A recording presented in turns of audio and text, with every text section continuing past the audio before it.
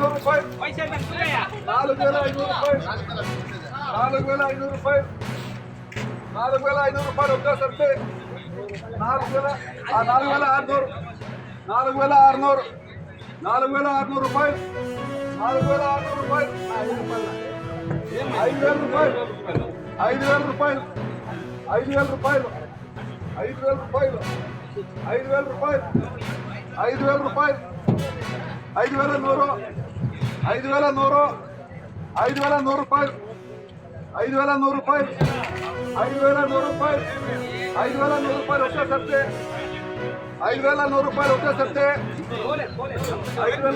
5,200 ರೂಪಾಯಿ ನಾವು ಓದ್ತಾ ಹೋಗ್ಬೋದು. ತುಂಬಾ ಸುಲಭವಾಗಿರುವಂತಹ ಒಂದು ವ್ಯವಸ್ಥೆಯನ್ನು ಮಾಡಿಕೊಟ್ಟಿದ್ದಾರೆ ಮಕ್ಕಳು.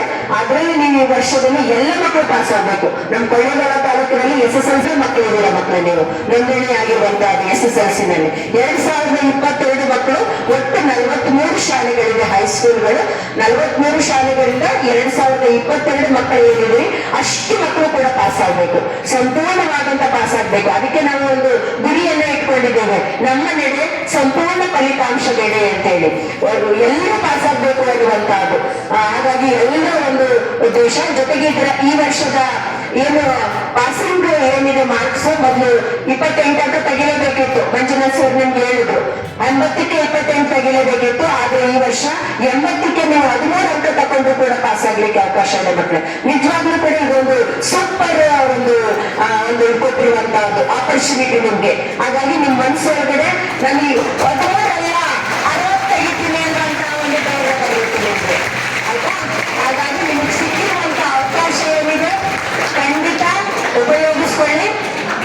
20 ಅಂಕ ನಿಮ್ಗೆ ಇಂಟರ್ನಲ್ ಇದೆ.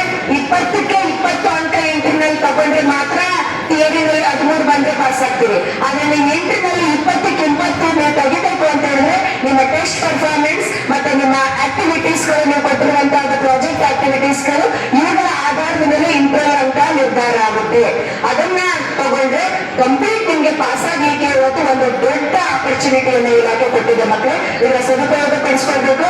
ನಿಮ್ಮೆಲ್ಲರಲ್ಲೂ ಖಂಡಿತ ಶಕ್ತಿ ಇದೆ. ಆ ಶಕ್ತಿಗೆ ಒಂದು ಚೇತನ ಬೇಕು ಅಷ್ಟೇ.